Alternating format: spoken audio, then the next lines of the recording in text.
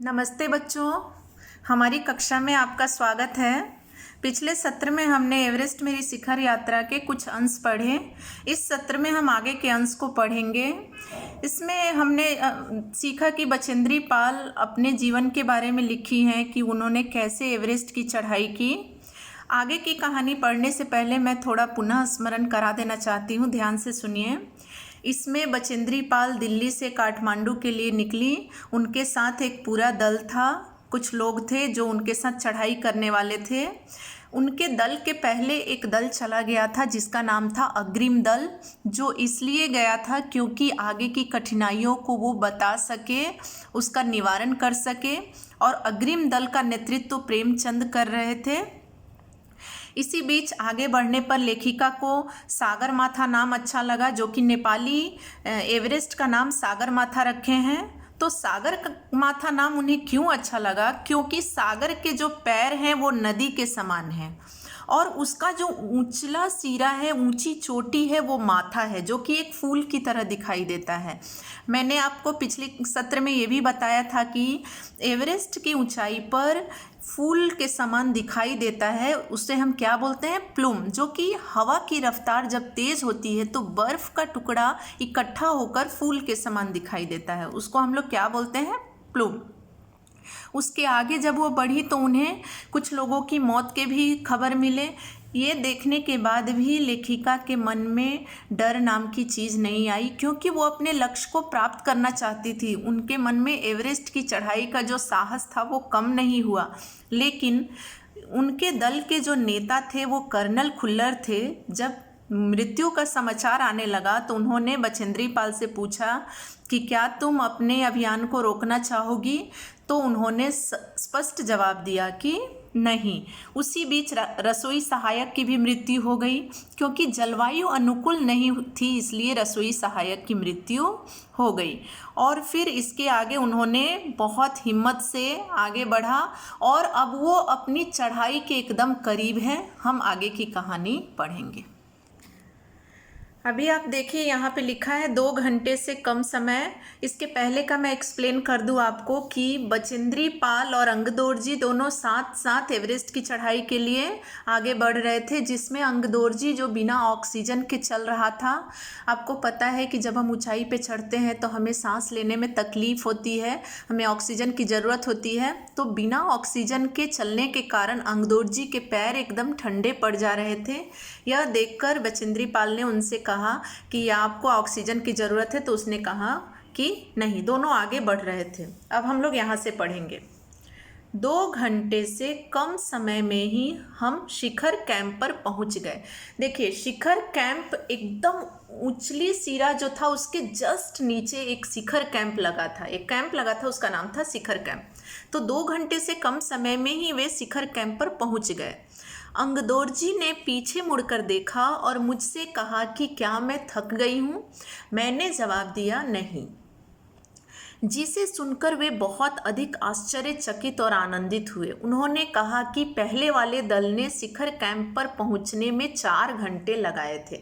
देखिए, South Col से शिखर camp पर पहुंचने में जो पिछला दल था वो कितने घंटे लगाया था? 4 घंटे लगाया था।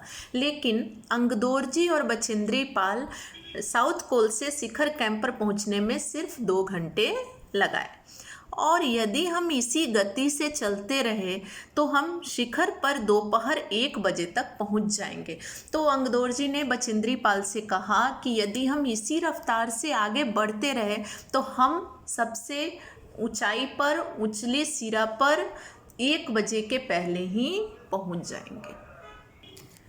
एवरेस्ट शंकु की चोटी पर इतनी जगह नहीं थी कि 2 व्यक्ति साथ साथ खड़े हो सके।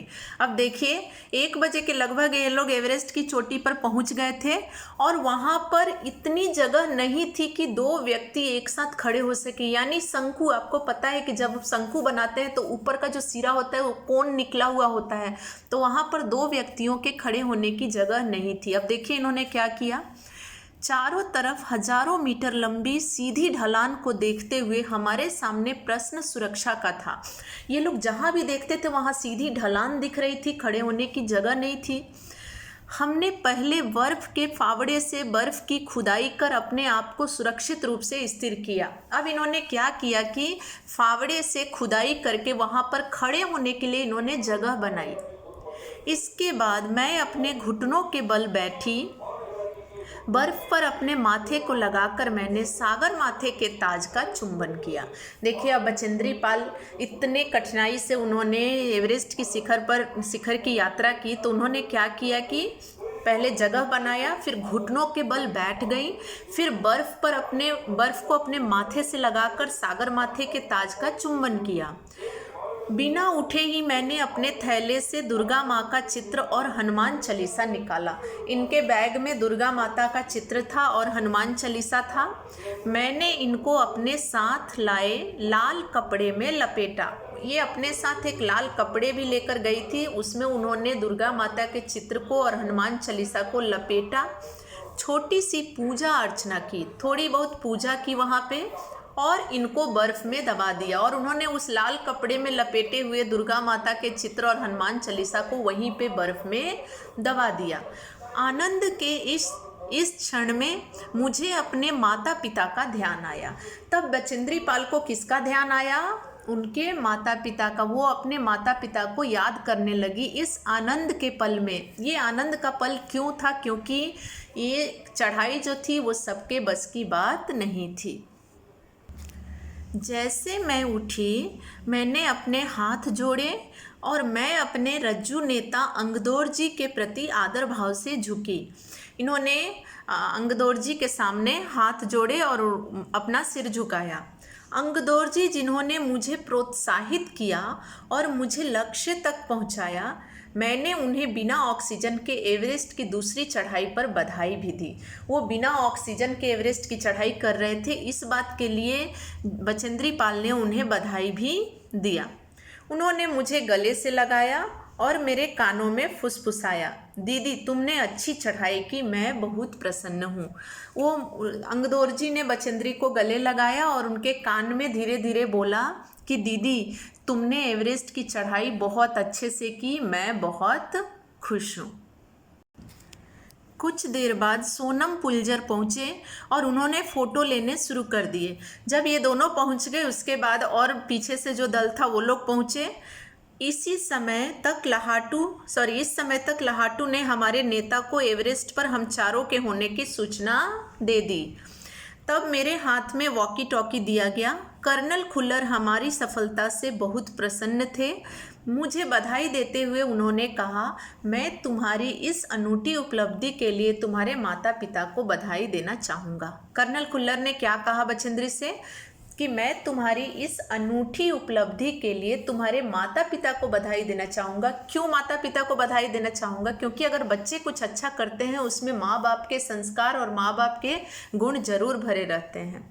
वे बोले कि देश को तुम पर गर्व है। कर्नल खुल्लर ने बचेंद्री से कहा कि देश को तुम पर गर्व है और अब तुम ऐसे संसार में वापस जाओगी जो तुम्हारे अपने पीछे छोड़े हुए संसार से एकदम भिन्न होगा। यानी बचेंद्री पाल का नाम गिनीज बुक में दर्ज हो गया। एवरेस्ट की चढ़ाई करने वाली प्रथम भारतीय महिला कौन? बचेंद्री पाल का नाम पुस्तकों में दर्ज हो गया और वो बहुत मशहूर हो गई।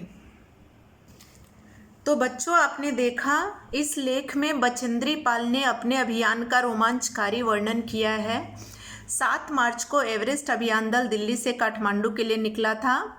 लेखिका ने नमचे बाजार से एवरेस्ट को निहारा। प्लूम एक बड़ा बर्फ का फूल बनता है। 26 मार्च को अभियान दल पेरिस पहुंचा और वहां पर एक शेरपा कुली की मृत्यु हो गई, 4 घायल हो गए। बेस कैंप पर लेखिका को ये पता चला कि एक रसोई सहायक की मृत्यु हो गई है।